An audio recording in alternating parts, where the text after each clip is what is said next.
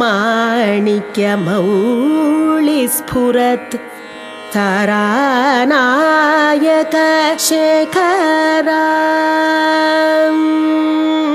स्मितमुखी मापीनवक्षोरुहा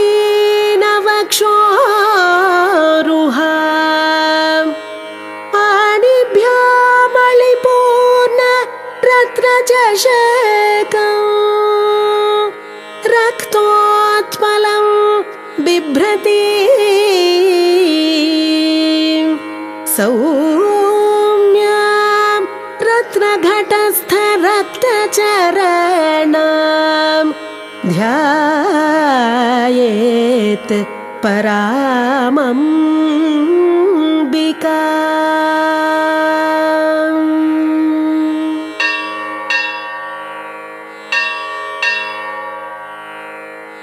अरुणां करुणातरङ्गिताक्षीं धृतपाशां कुशपुष्पबाण चापाम् अणिमादिभिरावृतां मयूखैरहमित्येव विभावये भवानी भवानी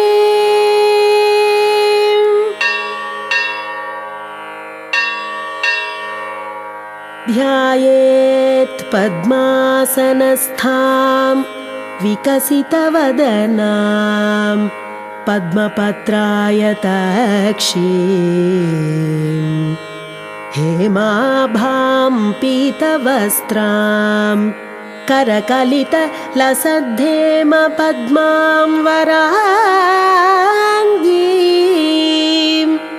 सर्वालङ्कारयुक्तां सततमभयदां भक्तनम्रां भवानीं श्रीविद्यां शान्तमूर्तिं सकलसुरनुतां सर्वसम्पत्प्रदात्रीम्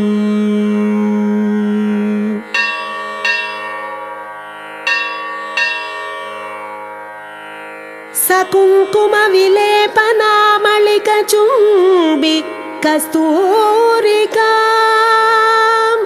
समन्दहसिते क्षणां सशरचापपाशाङ्कुशाम् अशेषजनमोहिनीम् अरुणमाल्यभूषाम्बरां जपाकुसुमभासुरां जपविदौ स्मरेदम्बिकां स्मरेदम्बिकां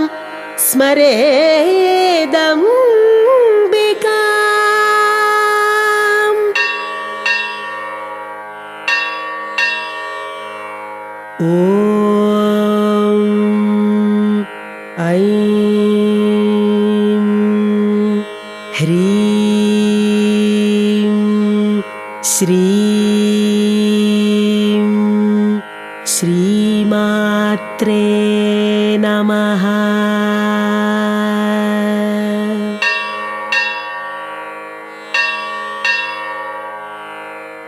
श्रीमाता श्रीमहाराज्ञी श्रीमत्सिंहासनेश्वरी चिदग्निकुण्डसम्भूता देवकार्यसमुद्यता उद्यद्भानुसहस्राभा चतुर्बाहुसमन्विता रागस्वरूपपाषाढ्या क्रोधाकाराङ्कुशोज्ज्वला मनोरूपेक्षुकोदण्डा पञ्चतन्मात्रसायका निजारुणप्रभापूरमज्जद्ब्रह्माण्डमण्डला चम्पकाशोकपुन्नागसौगन्धिकलसत्कचा कुरुविन्दमणिश्रेणी कनत्कोटिरमण्डिता अष्टमी चन्द्रविभ्राजदलिकस्थलशोभिता मुखचन्द्रकळङ्काभमृगनाभिविशेषका वदनस्मर माङ्गल्यगृहतोरणचिल्लिका वक्त्रलक्ष्मी परिवाह चलन्मीनाभलोचना नवचम्पकपुष्पाभनासादण्ड विराजिता ताराकान्तितिरस्कारिनासाभरणभासुरा कदम्बमञ्जरी क्लृप्तकर्णपूरमनोहरा ताटङ्कयुगळीभूततपनोडुपमण्डला पद्मरागशिलादर्शपरिभाविकपोलभूः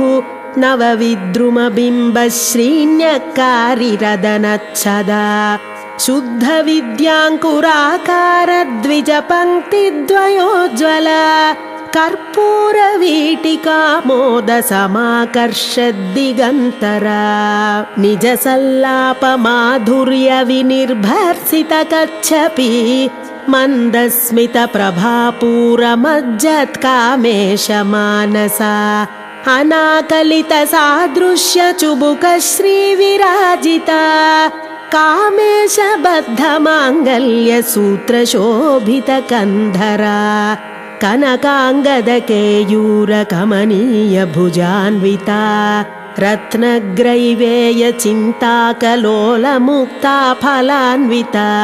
कामेश्वरप्रेमरत्नमणिप्रतिपणस्तनी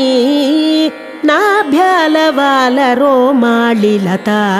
फलकुचद्वयी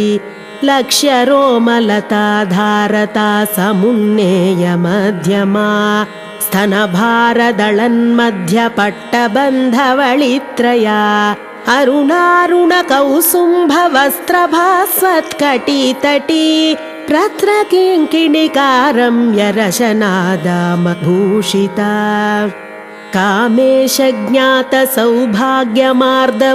कामेशज्ञातसौभाग्यमार्दवोरुद्वयान्विता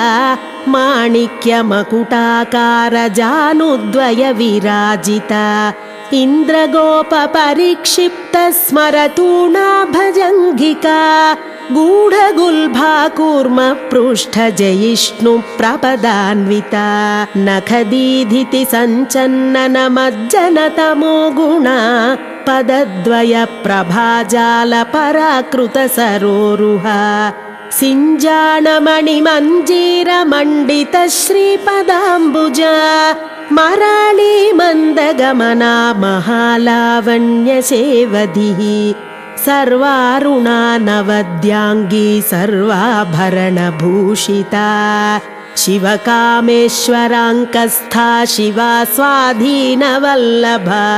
सुमेरुमध्यशृङ्गस्था श्रीमन्नगरनायिका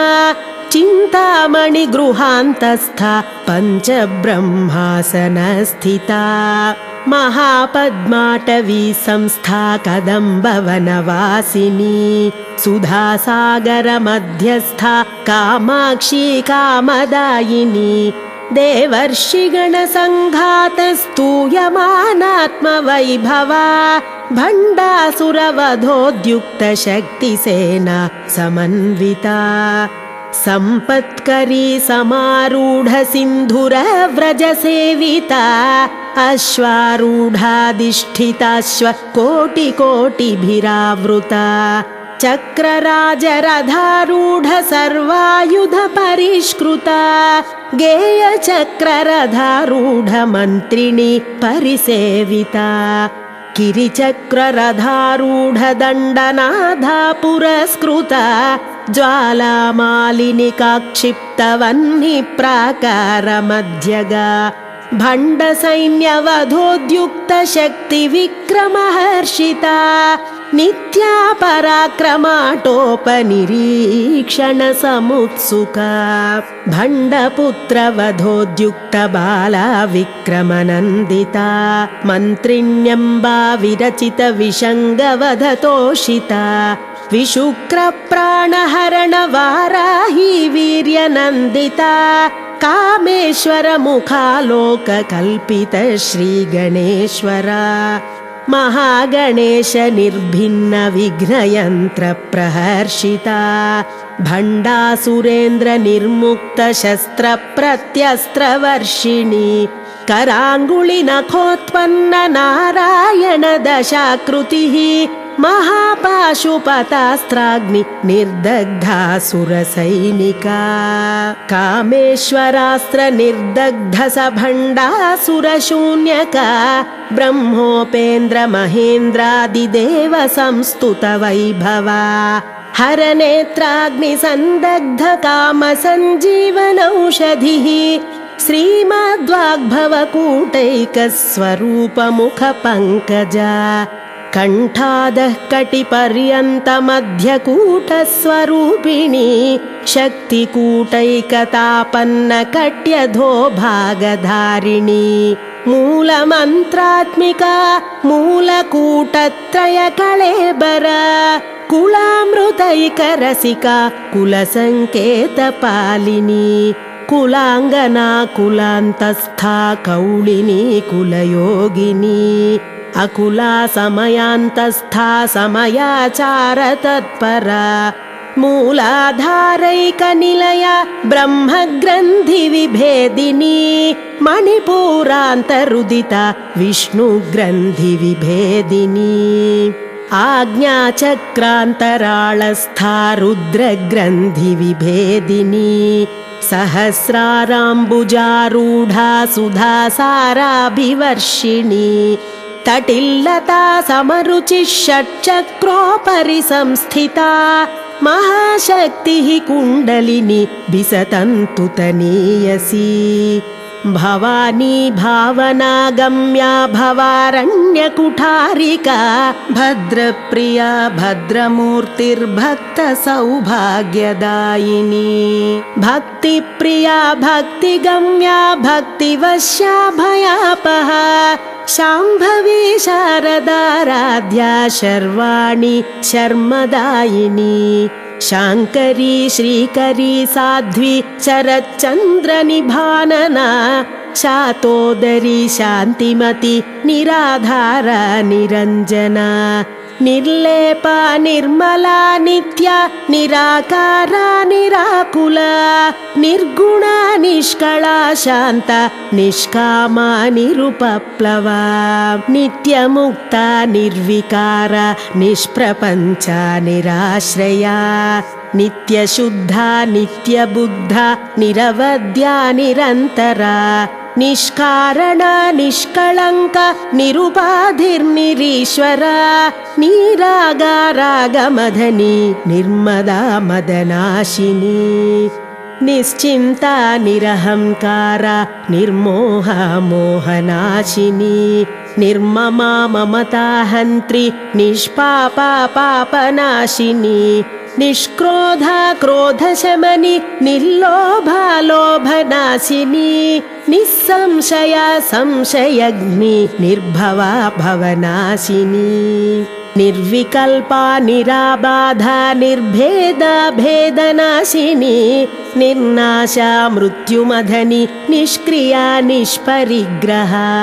निस्तुला नीलचिकुरा निरपाया निरत्यया दुर्लभा दुर्गमा दुर्गा दुःखहन्त्री सुखप्रदा दुष्टदूरा दुराचारशमनी दोषवर्जिता सर्वज्ञा सान्द्रकरुणा समानाधिकवर्जिता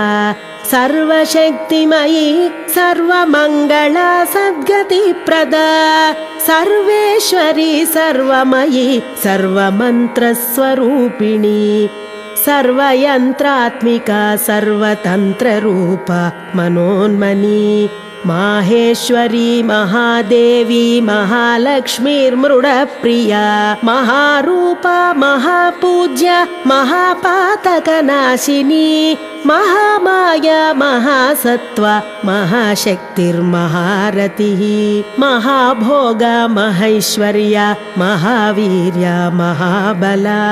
महाबुद्धिर्महासिद्धिर्महायोगीश्वरेश्वरी महातन्त्रा महामन्त्रा महायन्त्रा महासना महायागक्रमाराध्या महाभैरवपूजिता महेश्वर महाकल्प महाताण्डव साक्षिणी महाकामेश महिषी महात्रिपुरसुन्दरी चतुष्षष्ट्युपचाराढ्या चतुष्षष्टिकलामयी महाचतुष्षष्टिकोटियोगिनी गणसेविता मनुविद्या चन्द्रविद्या चन्द्रमण्डलमध्यगा चारुरूपा चारुहास चारुचन्द्रकलाधरा चराचर जगन्नाथा चक्रराजनिकेतना पार्वती पद्मनयना पद्मरागसमप्रभा पञ्चप्रेतासनासीना पञ्चब्रह्मस्वरूपिणी चिन्मयी परमानन्दा विज्ञानघनरूपिणी ध्यानध्यातृध्येयरूपा धर्माधर्मविवर्जिता विश्वरूपा जागरिणी स्वपन्ती तैजसात्मिका सुप्ता प्राज्ञात्मिका तुर्या सर्वावस्था विवर्जिता सृष्टिकर्त्री ब्रह्मरूपा गोप्त्री गोविन्दरूपिणी संहारिणी रुद्ररूपा तिरोधानकरीश्वरी सदाशिवानुग्रहद पञ्चकृत्यपरायणा भानुमण्डलमध्यस्था भैरवी भगमालिनी पद्मासना भगवती पद्मनाभसहोदरी उन्मेषनिमिषोत्पन्न विपन्न भुवनावलिः सहस्रशीर्षवदना सहस्राक्षी सहस्रपात् आब्रह्मकीटजननी वर्णाश्रमविधायिनी निजाज्ञारूपनिगमा पुण्या पुण्यफलप्रदा श्रुतिसीमन्तसिन्दूरीकृतपादाब्जधूलिका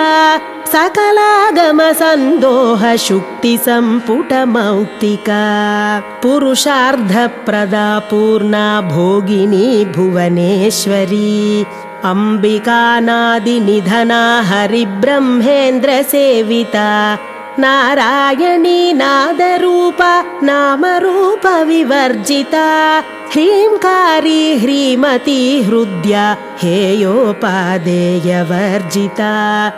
राजराजार्चिता राज्ञी रम्या राजीवलोचना रञ्जनी रमणीरस्या रणत्किङ्किणिमेखला रमा राकेन्दुवदना रतिरूपा रतिप्रिया रक्षाकरी राक्षसघ्नी रामा रमणलम्पटा काम्या कामकलारूप कदम्बकुसुमप्रिया कल्याणी जगती कन्दा करुणारससागरा कलावती कलालाप कान्ता कादम्बरी प्रिया वरदा वामनयना वारुणी मदविह्वला विश्वाधिका वेदवेद्या विन्ध्याचलनिवासिनी विधात्री वेदजननी विष्णुमाया विलासिनी क्षेत्रस्वरूपा क्षेत्रेसि क्षेत्रक्षेत्रज्ञपालिनी क्षयवृद्धिविनिर्मुक्ता क्षेत्रपालसमर्चिता विजया विमला वन्द्या वन्दारुजनवत्सला वाग्वादिनी वामकेशी वह्निमण्डलवासिनी भक्तिमत्कल्पलतिका पशुपाशविमोचनी संहृता शेषपाषण्ड सदाचारप्रवर्तिका तापत्रयाग्निसन्तप्त समाह्लादनचन्द्रिका तरुणी तापसाराध्या तनुमध्या तमोपः चितिस्तत्पदलक्ष्यार्धा चिदेकरसरूपिणी स्वात्मानन्दलवीभूत ब्रह्माद्यानन्दसन्ततिः परा प्रत्यक्षितिरूपा पश्यन्ती परदेवता मध्यमा वैखरी रूपा भक्तमानसहंसिका कामेश्वर प्राणनाडी कृतज्ञा कामपूजिता शृङ्गाररससम्पूर्णा जया जालन्धरस्थिता ओड्याणपीठनिलया बिन्दुमण्डलवासिनी रहोयागक्रमाराध्या रहस्तर्पणतर्पिता सद्यः प्रसादिनी विश्वसाक्षिणी साक्षिवर्जिता षडङ्गदेवतायुक्ता षड्गुण्यपरिपूरिता नित्यक्लिन्ना निरुपमा निर्वाणसुखदायिनी नित्या षोडशिकारूपा श्रीकण्ठार्धशरीरिणी प्रभावती प्रभारूपा प्रसिद्धा परमेश्वरी मूलप्रकृतिरव्यक्ता व्यक्ता व्यक्तस्वरूपिणी व्यापिनी विविधाकारा विद्या विद्यास्वरूपिणी महाकामेशनयन कुमुदाह्लादकौमुदी भक्तहार्दतमो भेद भानुमद्भानुसन्ततिः शिवदूती शिवाराध्या शिवमूर्तिः शिवङ्करी शिवप्रिया शिवपरा शिष्टेष्टा शिष्टपूजिता अप्रमेया स्वप्रकाशा मनोवाचा मगोचरा चिच्छक्तिश्चेतनारूपा जडशक्तिर्जडात्मिका गायत्री व्याहृतिः सन्ध्या द्विजबृन्दनिषेविता तत्त्वासना तत्त्वमयी पञ्चकोशान्तरस्थिता निस्सीममहिमा नित्ययौवना मदशालिनी मदघूर्णितरक्ताक्षी मदपाटलगण्डभूः चन्दनद्रवदिग्धाङ्गी चाम्पेयकुसुमप्रिया कुशला कोमलाकारा कुरुकुळ्ळा कुलेश्वरी कुलकुण्डालया कौळमार्गतत्परसेविता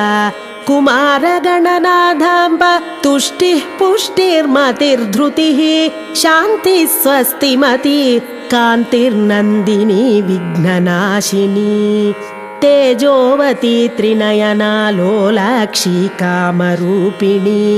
मालिनी हंसिनी माता मलयाचलवासिनी सुमुखी नलिनी शुभ्रू शोभना सुरनायिका कालकण्ठी कान्तिमती क्षोभिणी सूक्ष्मरूपिणी वज्रेश्वरी वामदेवी वयोवस्था विवर्जिता सिद्धेश्वरी सिद्धविद्या सिद्धमाता यशस्विनी विशुद्धिचक्रनिलया रक्तवर्णा त्रिलोचना खट्वाङ्गादिप्रहरणा वदनैकसमन्विता पायसान्नप्रिया त्वक्स्था पशुलोकभयङ्करी अमृतादिमहाशक्तिसंवृता डाकिनीश्वरी अनाहताब्जनिलया श्यामा भावदनद्वया दंष्ट्रोज्ज्वलक्षमालादिधरा रुधिरसंस्थिता कालरात्र्यादिशक्त्यौघवृता स्निग्धौदनप्रिया महावीरेन्द्रवरदा राकिन्यम्बा स्वरूपिणी मणिपूराब्जनिलया वदनत्रयसंयुता वज्रादिकायुधोपेता डामर्यादिभिरावृता रक्तवर्णा मांसनिष्ठा गुडान्नप्रीतमानसा समस्तभक्तसुखदा लाकिन्यम्बा स्वरूपिणी स्वाधिष्ठानाम्बुजगता चतुर्वक्त्र मनोहरा शूलाद्यायुधसम्पन्ना पीतवर्णातिगर्विता मेदोनिष्ठा मधुप्रीता बन्दिन्यादिसमन्विता दध्यन्नासक्तहृदया काकिनी रूपधारिणी मूलाधाराम्बुजारूढा पञ्चवक्त्रास्थिसंस्थिता अङ्कुशादिप्रहरण वरदादिनिषेविता मुद्गौदनासक्तचित्ता साकिन्यम्बा स्वरूपिणी आज्ञाचक्राब्जनिलया शुक्लवर्णा षडानना मज्जा संस्थाहंसवती मुख्यशक्तिसमन्विता हरिद्रान्नैकरसिका हाकिनी रूपधारिणी सहस्रदलपद्मस्था सर्ववर्णोपशोभिता सर्वायुधधरा शुक्लसंस्थिता सर्वतोमुखी सर्वौदनप्रीतचित्ता या किन्यम्बा स्वरूपिणी स्वाहा स्वधा मतिर्मेधा श्रुतिः स्मृतिरनुत्तमा पुण्यकीर्तिः पुण्यलभ्या पुण्यश्रवणकीर्तना पुलोमजार्चिता बन्धमोचनी बन्धुरालका विमर्शरूपिणी विद्या वियदादिजगत्प्रसूः सर्वव्याधिप्रशमनी सर्वमृत्युनिवारिणी अग्रगण्या चिन्त्यरूपा कलिकल्मषनाशिनी कात्यायनी कालहन्त्री कमलाक्षनिषेविता ताम्बूलपूरितमुखी दाडिमी कुसुमप्रभा मृगाक्षी मोहिनी मुख्या मृडानी मित्ररूपिणी नित्यतृप्ता भक्तनिधिर्नियन्त्री निखिलेश्वरी मैत्र्यादिवासनालभ्या महाप्रलयसाक्षिणी पराशक्तिः परानिष्ठा प्रज्ञानघनरूपिणी माध्वीपानालसामत्ता मातृकावर्णरूपिणी महाकैलासनिलया मृणालमृदुदोर्लता महनीया दयामूर्तिर्महासाम्राज्यशालिनी आत्मविद्या महाविद्या श्रीविद्या कामसेविता श्रीषोडशाक्षरी विद्या त्रिकूटा कामकोटिका कटाक्षकिङ्करी भूतकमलाकोटिसेविता शिरस्थिता चन्द्रनिभा फालस्थेन्द्रधनुप्रभा हृदयस्था रविप्रख्या त्रिकोणान्तरदीपिका दाक्षायणी दैत्यहन्त्री दक्षयज्ञविनाशिनी दरान्दोलितदीर्घाक्षी दरहासोज्ज्वलन्मुखी गुरुमूर्तिर्गुणनिधिर्गोमाता गुहजन्मभूः देवेशी दण्डनीतिस्था दहराकाशरूपिणी प्रतिपन्मुख्यरागान्ततिथिमण्डलपूजिता कलात्मिका कलानाधा काव्यालापविनोदिनी सचामररमावाणी सव्यदक्षिणसेविता आदिशक्तिरमेयात्मा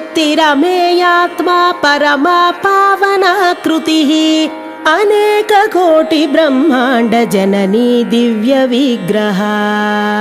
क्लींकारी केवला गुह्या कैवल्यपददायिनी त्रिपुरा त्रिजगद्वन्द्या त्रिमूर्तिस्त्रिदशेश्वरी त्र्यक्षरी दिव्यगन्धाढ्या सिन्दूरतिलकाञ्चिता उमा शैलेन्द्रतनया गौरी गन्धर्वसेविता विश्वगर्भा स्वर्णगर्भा वरदा वागधीश्वरी ध्यानगम्या परिच्छेद्या ज्ञानदा ज्ञानविग्रहा सर्ववेदान्तसंवेद्या सत्यानन्दस्वरूपिणी लोपामुद्रार्चिता लीला क्लृप्तब्रह्माण्डमण्डला अदृश्या दृश्यरहिता विज्ञात्री वेद्यवर्जिता योगिनी योगदा योग्या योगानन्दा युगन्धरा इच्छाशक्ति ज्ञानशक्ति क्रियाशक्ति स्वरूपिणी सर्वाधारा सुप्रतिष्ठा सदसद्रूपधारिणी अष्टमूर्तिरजा जैत्री लोकयात्रा विधायिनी एकाकिनी भूमरूपा निर्द्वैताद्वैतवर्जिता अन्नदा वसुधा वृद्धा ब्रह्मात्मैक्यस्वरूपिणी बृहती ब्राह्मणी ब्राह्मी ब्रह्मानन्दा बलिप्रिया भाषारूपा बृहत्सेना भावा भावविवर्जिता सुखाराध्या शुभकरी शोभना सुलभा गतिः राजराजेश्वरी राज्यदायिनी राज्यवल्लभा राजत्कृपा राजपीठ निवेशित निजाश्रिता राज्यलक्ष्मीः कोशनाधा चतुरङ्गबलेश्वरी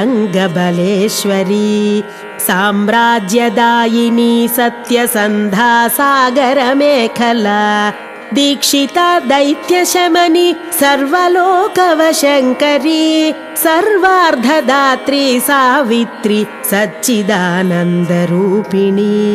देशकाला परिच्छिन्ना सर्वगा सर्वमोहिनी सरस्वती शास्त्रमयी गुहाम्बा गुह्यरूपिणी सर्वोपाधिविनिर्मुक्ता सदाशिवपतिव्रता सम्प्रदायेश्वरी साध्वी गुरुमण्डलरूपिणी कुलोत्तीर्णा भगाराध्या माया मधुमतीमही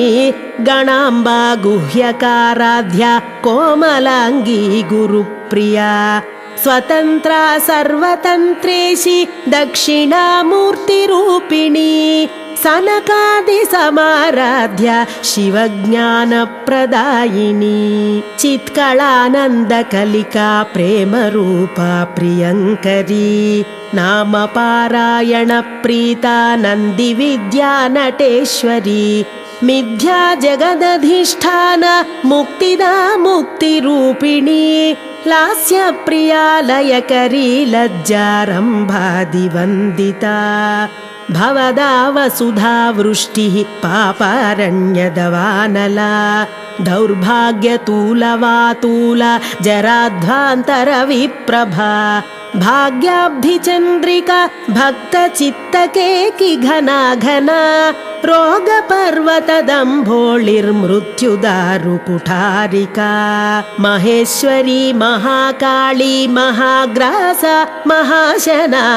अपर्णा चण्डिका चण्डमुण्डासुरनिषूदिनी क्षराक्षरात्मिका सर्वलोकेशी विश्वधारिणी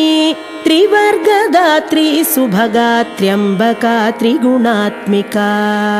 स्वर्गापवर्गदा शुद्धा जपा पुष्पनिभाकृतिः ओजोवती द्युतिधरा यज्ञरूपा प्रियव्रता दुराराध्या दुराधर्ष पाटली कुसुमप्रिया महती मेरुनिलया मन्दार कुसुमप्रिया वीराराध्या विराड्रूपा विरजा विश्वतोमुखी प्रत्यग्रूपा पराकाश प्राणदा प्राणरूपिणी मार्ताण्डभैरवाराध्या मन्त्रिणी नस्तराध्यधूः त्रिपुरेशी जयत्सेन निस्त्रैगुण्या परापरा सत्यज्ञानानन्दरूपा सामरस्य परायणा कपर्दिनी कलामाला कामधुः कामरूपिणी कलानिधिः काव्यकला रसज्ञा रससेवधिः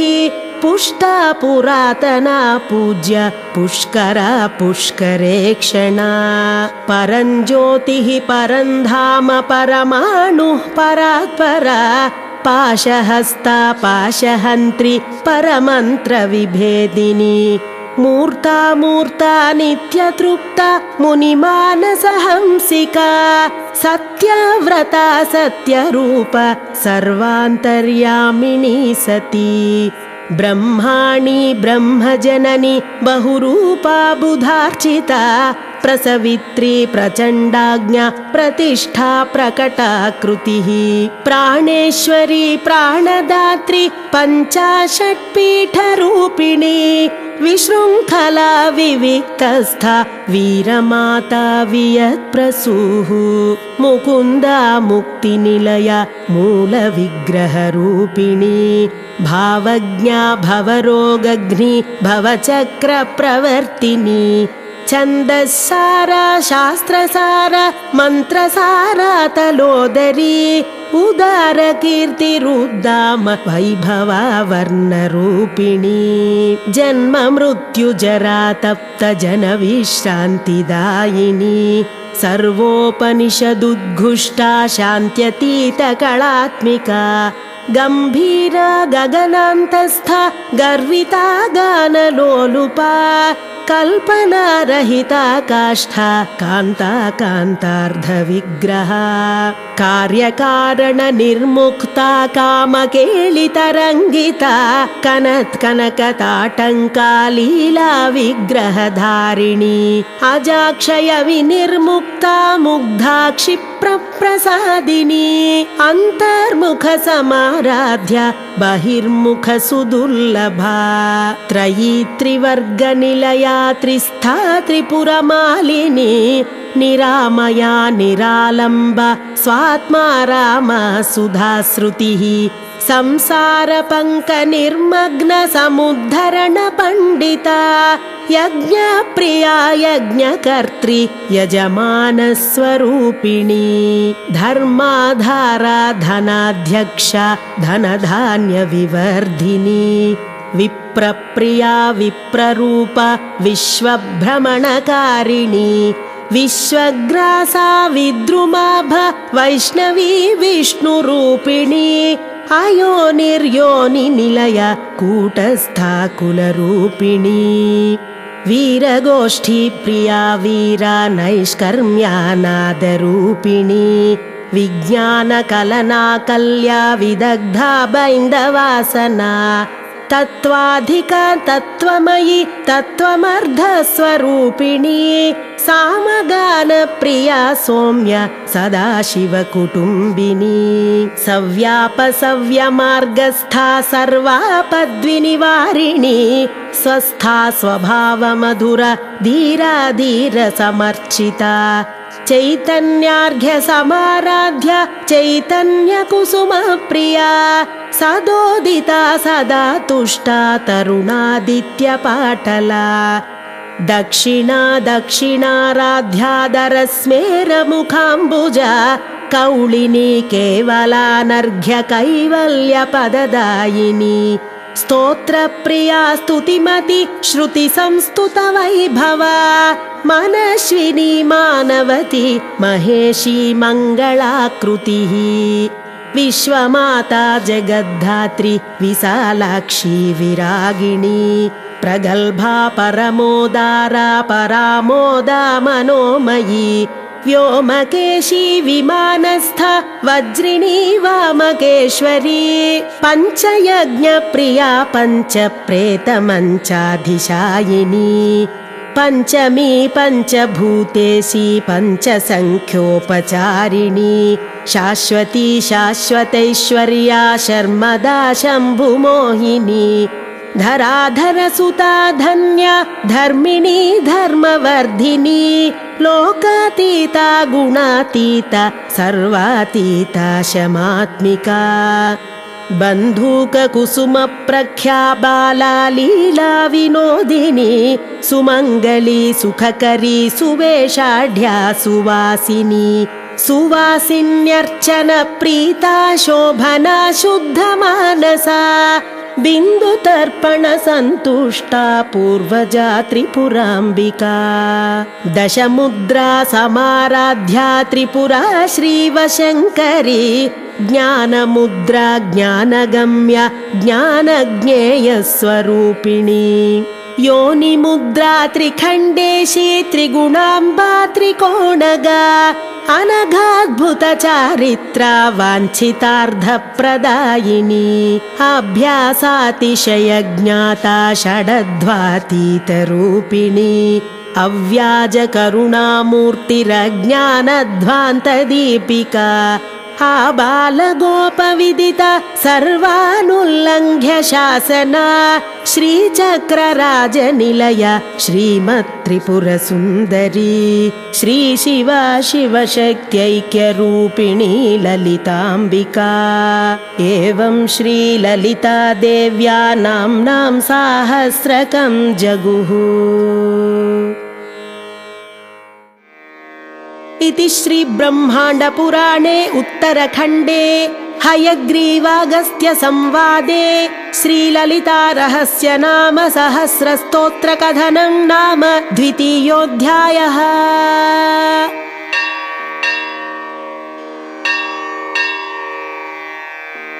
अध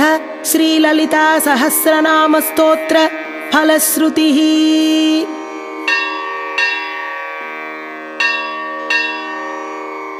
इत्येतन्नाम साहस्रं कथितं ते घटोद्भव रहस्यानां रहस्यञ्च ललिता प्रीतिदायकं सर्वापमृत्युशमनं कालमृत्युनिवारणं सर्वज्वरार्तिशमनं दीर्घायुष्यप्रदायकम् अनेन सदृशं स्तोत्रं न भूतं न भविष्यति सर्वरोगप्रशमनं सर्वसम्पत्प्रवर्धनं पुत्रप्रदमपुत्राणां पुरुषार्थप्रदायकम् इदं विशेषात् श्रीदेव्याः स्तोत्रं प्रीतिविधायकं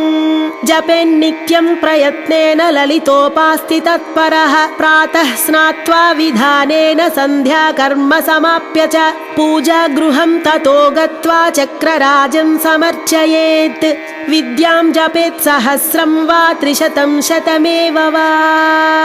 रहस्यनाम साहस्रमिदं पश्चात् पठेन्नरः जन्म मध्ये सकृच्चापि यये तत्पठते सुधीः तस्य पुण्यफलं वक्ष्वे शृणुत्वं कुम्भसम्भव गंगादि सर्वतीर्थेषु यस्नायात् कोटिजन्मसु कोटिलिङ्गप्रतिष्ठां च यः कुर्यादविमुक्तके कुरुक्षेत्रे तु यो दद्यात् कोटिवारं रविग्रहे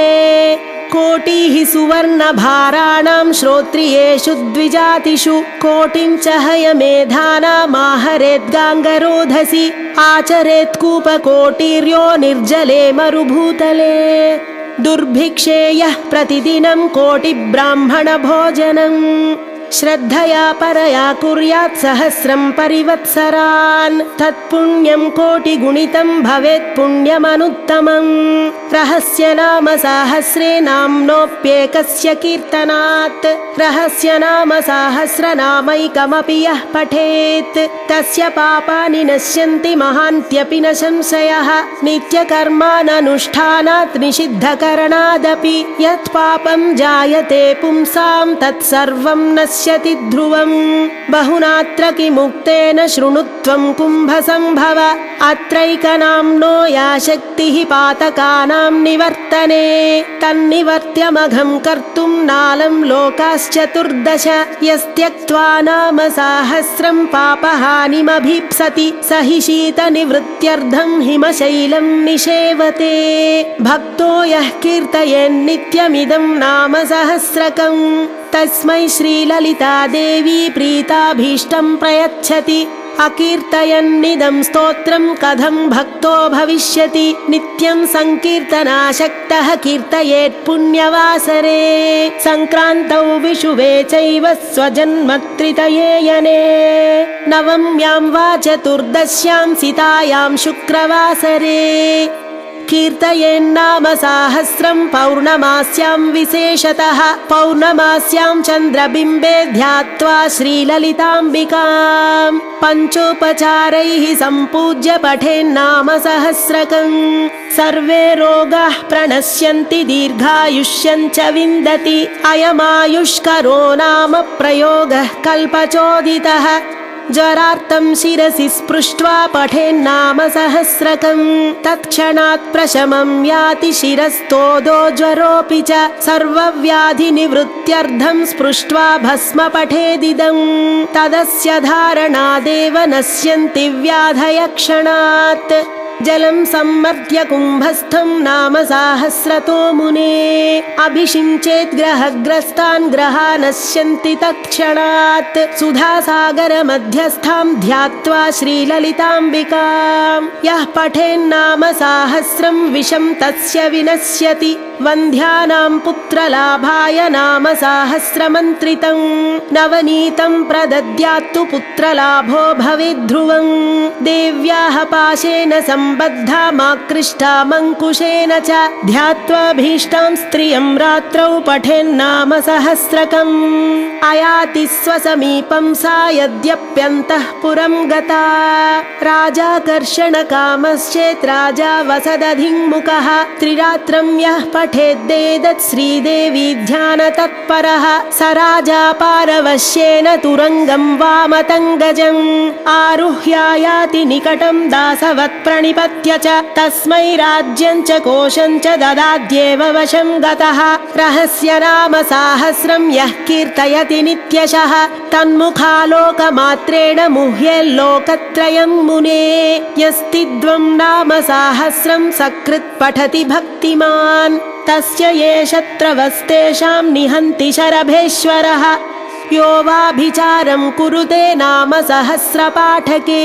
निवर्त्य तत्क्रियां हन्यात् तं वै प्रत्यङ्गिराः स्वयं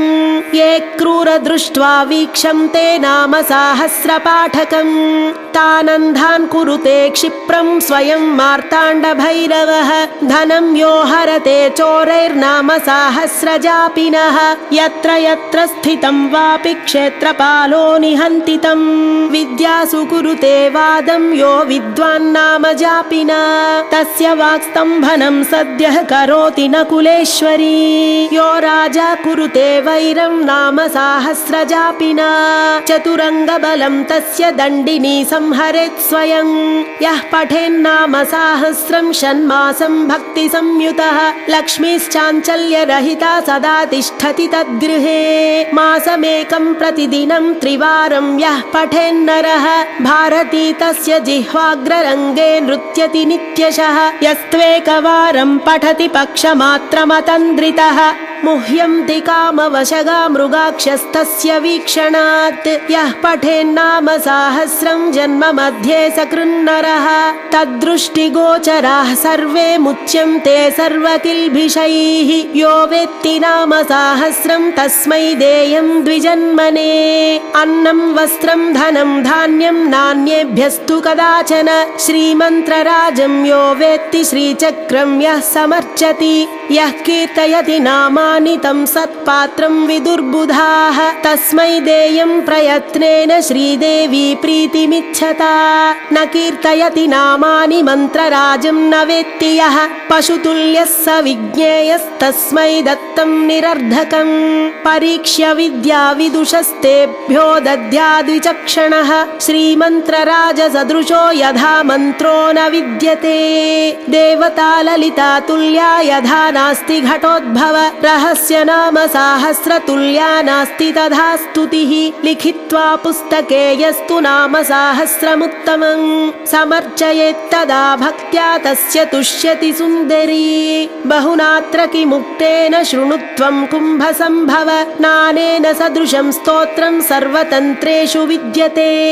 तस्मादुपासको नित्यं कीर्तयेदिदमादरात् येभिर्नाम सहस्रैस्तु श्रीचक्रं योर्चयेत् सकृत् पद्मैर्वा तुलसीपत्रैः कल्हारैर्वा कदम्बकैः चम्पकैर्जातिकुसुमैर्मल्लिकाकरवीरकैः उत्पलैर्बिल्वपत्रैर्वा कुन्दकेसरपाटलैः अन्यैः सुगन्धिकुसुमै केतकी माधवीमुखैः तस्य पुण्यफलं वक्तुं न शक्नोति महेश्वरः सा वेत्ति ललिता देवी स्वचक्रार्चनजं फलम् अन्ये कथं विजानीयुर्ब्रह्माद्याः स्वल्पमेधसः प्रतिमासं पौर्णमास्यामेभिर्नाम सहस्रकैः रात्रौ यश्चक्रराजस्थामर्चयेत् परदेवतां स एव ललितारूपस्तद्रूपा ललिता स्वयं न तयोर्विद्यते भेदो भेदकृत्पापकृद्भवेत् महानवम्यां यो भक्तः श्रीदेवीं चक्रमध्यगाम् अर्चयेन्नाम साहस्रैस्तस्य मुक्तिः करे स्थिता यस्तु नाम सहस्रेण शुक्रवारे समर्चयेत् चक्रराजे महादेवीं तस्य पुण्यफलं शृणु सर्वान् कामान् अवाप्नोति सर्वसौभाग्यसंयुतः पुत्रपौत्रादिसंयुक्तो भुक्त्वा भोगान्यधेप्सितान् अन्ते श्रीललिता देव्याः सायुज्यमति दुर्लभम् प्रार्थनीयं शिवाद्यैश्च प्राप्नोत्येव न संशयः यः सहस्रं ब्राह्मणानामेभिर्नाम नामसहस्रकैः समर्च्य भोजयेद्भक्त्या पायसापूपषड्रसैः तस्मै प्रीणाति ललिता स्वसाम्राज्यं प्रयच्छति न तस्य दुर्लभं वस्तु त्रिषु लोकेषु विद्यते निष्कामः कीर्तयेद्यस्तु नाम साहस्रमुत्तमं ब्रह्मज्ञानमवाप्नोति येन मुच्येत बन्धनात् धनार्धी धनमाप्नोति यशोर्धी प्राप्नुयाद्यशः विद्यार्थी चाप्नुयाद्विद्यां नाम साहस्रकीर्तनात् नानेन सदृशं स्तोत्रं भोगमोक्षप्रदं मुने कीर्तनीयमिदं तस्मात् भोगमोक्षार्थिभिर्नरैः चतुराश्रमनिष्ठैश्च कीर्तनीयमिदं सदा स्वधर्मसमनुष्ठानवैकल्यपरिपूर्तये कलौ पापैकबहुले धर्मानुष्ठानवर्जिते नामानुकीर्तनं मुक्त्वा नृणां नान्यत्परायणं लौकिकाद्वचनान्मुख्यं विष्णुनामानुकीर्तनं विष्णुनामसहस्राश्च शिवनामैकमुत्तमं शिवनामसहस्राच्च देव्या नामैकमुत्तमं देवी नामसहस्राणि कोटिशः सन्ति कुम्भज तेषु मुख्यं दशविधं नाम साहस्रमुच्यते गंगा भवानी गायत्री काली लक्ष्मी सरस्वती राजराजेश्वरी बाला श्यामला ललिता दश रहस्य नाम साहस्रमिदं शस्तं दशस्वपि तस्मात् संकीर्तयेन्नित्यं कलिदोषनिवृत्तये मुख्यं श्रीमातृनामेति न जानन्ति विमोहिताः विष्णुनाम पराः केचित् शिवनाम पराः परे न कश्चिदपि लोकेषु ललिता नाम तत्परः येनान्यदेवता नाम कीर्तितं जन्मकोटिषु तस्यैव भवति श्रद्धा श्रीदेवी नाम कीर्तने चरमे जन्मनि यथा श्रीविद्योपासको भवेत् नाम साहस्रपाठश्च तथा चरमजन्मनि यथैव विरला लोके श्रीविद्याचारवेदिनः तथैव विरला गुह्यनाम साहस्रपाठकाः मन्त्रराजजपश्चैव चक्रराजार्चनं तथा रहस्य नाम पाठश्च नाल्पस्य तपसः फलम् अपठन्नाम साहस्रं प्रीणयेद्यो महेश्वरी सचक्षुषा विना रूपं पश्येदेव विमूढधीः रहस्य नाम साहस्रं त्यक्त्वा यः सिद्धिकामुकः तभोजनं विना नूनं क्षुन्निवृत्तिमभीप्सति यो भक्तो ललिता देव्याः स नित्यं कीर्तयेदिदम् नान्यथा प्रीयते देवी कल्पकोटिशतैरपि तस्माद् रहस्य नामानि श्रीमातुः प्रयतः पठेत् इति ते कथितं स्तोत्रं रहस्यं कुम्भसम्भव नाविद्या वेदिने ब्रूयात् न भक्ताय कदाचन यथैव गोप्या श्रीविद्या तथा गोप्यमिदं मुने पशुतुल्येषु न ब्रूयात् जनेषु स्तोत्रमुत्तमं यो ददाति विमूढात्मा श्रीविद्यारहिताय च तस्मै कुप्यन्ति योगिन्यः सोऽनर्धः सुमहान् स्मृतः रहस्य नाम साहस्रं तस्मात् सङ्गोपयेदिदम् स्वतन्त्रेण मया नोक्तं तवापि कलशी भव ललिता प्रेरणादेव मयोक्तं स्तोत्रमुत्तमं कीर्तनीयमिदं भक्त्या कुम्भयोने निरन्तरं तेन तुष्टा महादेवी तवाभीष्टं प्रदास्यति इत्युक्ता श्रीहयग्रीवो ध्यात्वा श्रीललिताम्बिकाम् आनन्दमग्नहृदयः सद्यः पुलकितोऽभवत् श्रीललितारहस्य नाम स्तोत्रस्य उत्तरभागः समाप्तः।